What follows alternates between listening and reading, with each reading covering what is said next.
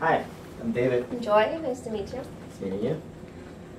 So, Joy, tell me a little bit about yourself.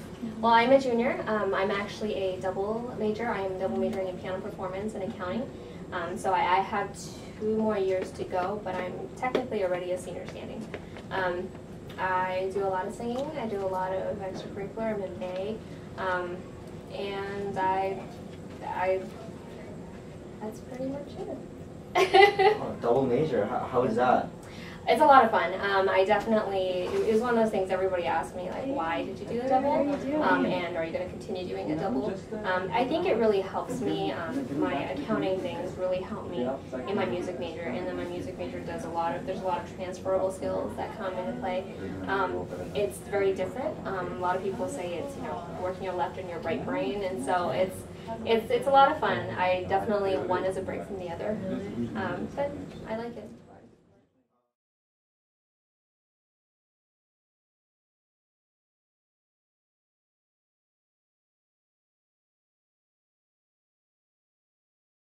How did you come to choose accounting? Well, I'm really like client services. I do everything that I've sort of done is sort of geared towards client services in some form or another. I really like being able to interact with other people. I definitely like, and because I'm applying for a tax internship, I really like being able to do problem solving. I love learning something new every day. And in accounting, I am a TA for 250A, and so it really, it kind of lets me take what I've learned and teach other people and really give back. And that's sort of why I like accounting and all the things that we encounter in the accounting program. Yeah, definitely. In tax, like even I, as a manager, I feel like every day I learn something new on the job.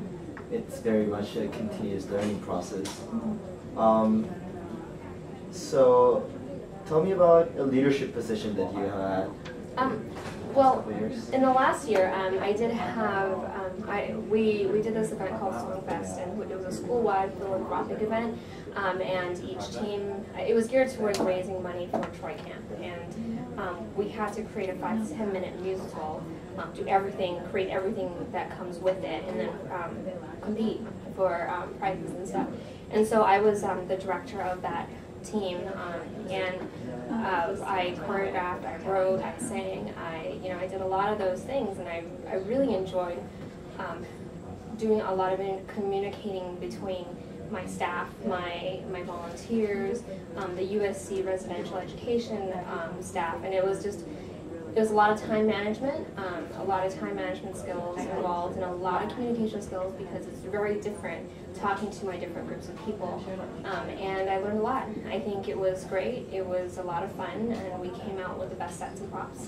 But on top of that, I was able to utilize a lot of the different strengths of people on my team, and really get to know a lot of people on a different level, and also be able to learn how to extract those kind of talents in a group setting. Awesome. What would you say has been your biggest accomplishment in, like, I don't know, college, high school? Biggest accomplishment. I have been a supplemental instruction leader for the past 4 years.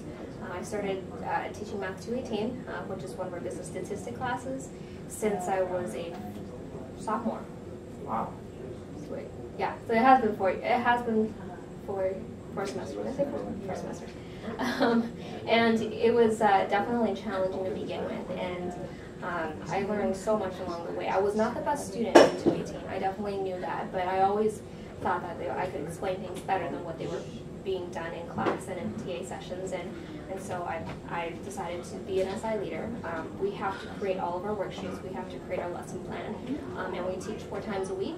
And so it really it's been a wonderful ride in the past 4 semesters. I will continue doing it until I graduate.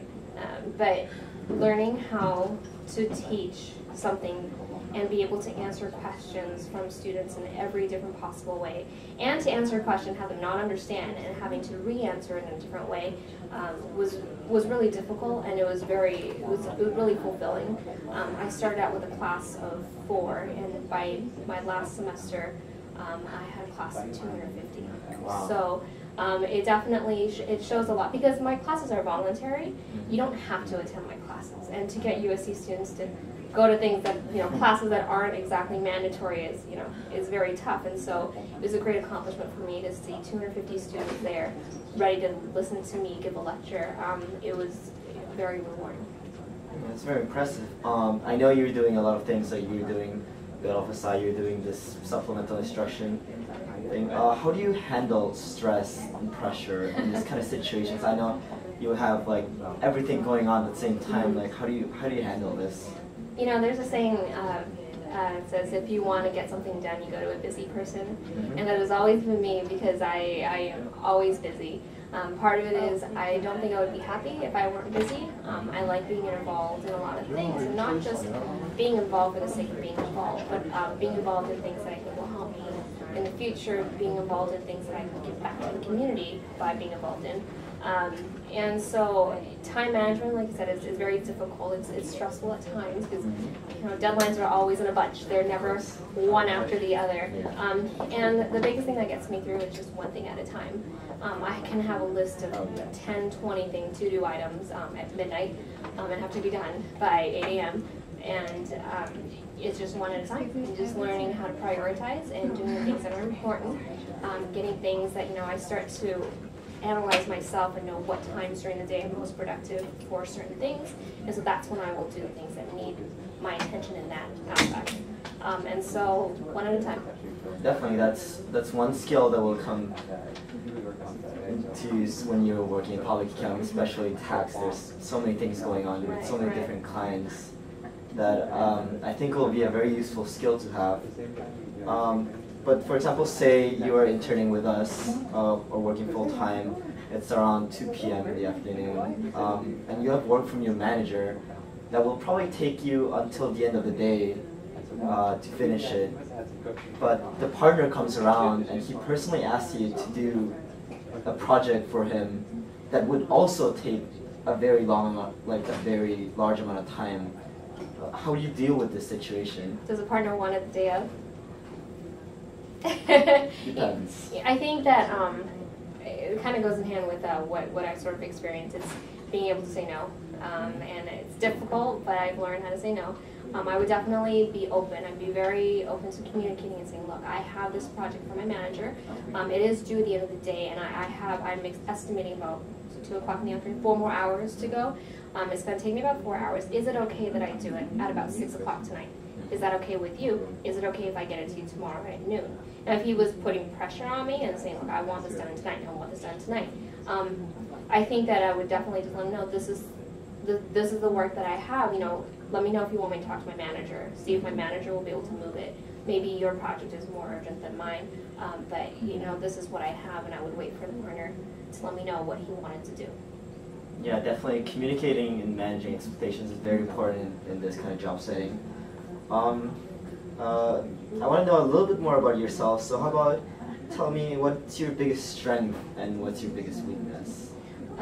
My biggest strength is being professional in everything that I do, and I take that word very seriously.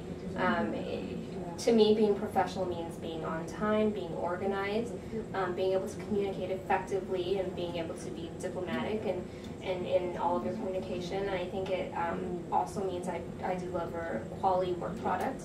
I don't sign anything unless it is got my my reputation's on the line when I put something out, and so I make sure that it is as professional as it can be. So that's sort of my strength. My weakness is obviously being able to say no, and like I said, I just learned that not too long ago. I do like to take on a lot because I see value in every opportunity that comes my way, and there's always something that I learn from. So it's really hard for me to say no, especially when I'm used to squeezing time out of the day to make things happen. And so I always think, oh, it's just another 2-hour project. Yeah, I can do that.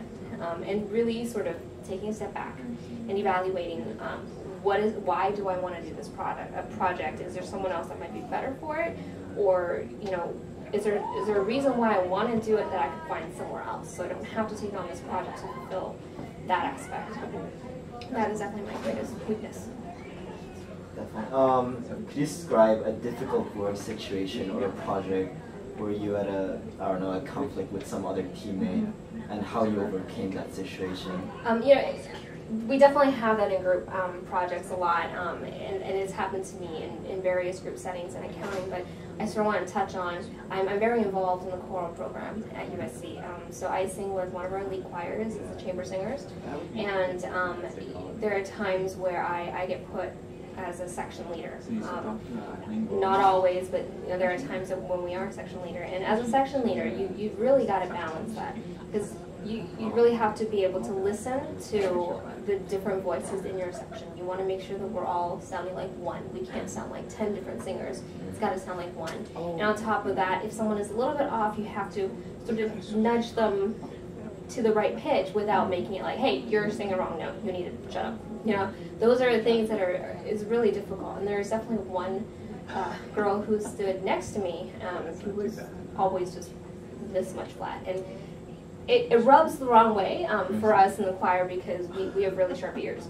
And so it was being able to do a section, we do like section work, so we get taken off into a room and we just start cranking out certain notes. And I sort of say, hey, can we do this section? And it was a section that I knew this girl was having issues with, but I didn't want to point her out. And so we worked on that section and she realized by herself that what she needed to do, and that was one of those difficult moments because you can't actually say what's really wrong, or else you will offend somebody.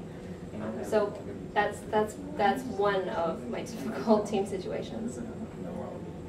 It's a good way to solve it, definitely. I mean, we've been talking about school and work, but what do you like to do in your free time?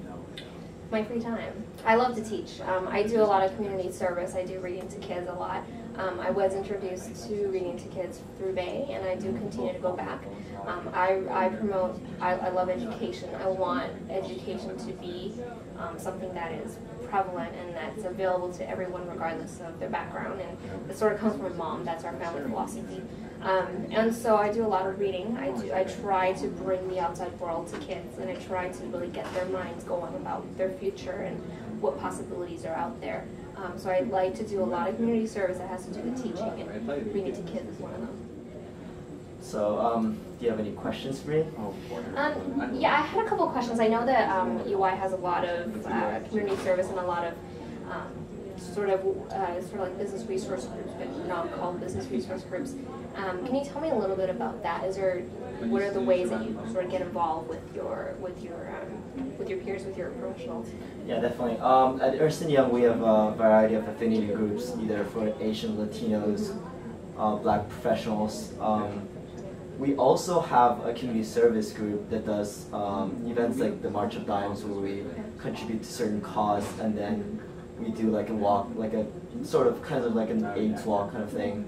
And then we also just go out into like some community service. There's community service days where you can choose to go out and instead of coming to work one day for like 8 hours, you go out and like do community service somewhere of your choice. I mean, there's different options, so you can either go teach some kids or do like a beach cleanup or something like that. There's a lot of different options really going on throughout the whole year. And are those affinity groups like open to like first years, or is it sort of after 1 or 2 years? Oh, they're open to everyone. To everyone. As soon as you want to join. Sort of like in that line, is there also sort of like leadership programs for like developing staff, developing seniors, or are there any sort of programs like that?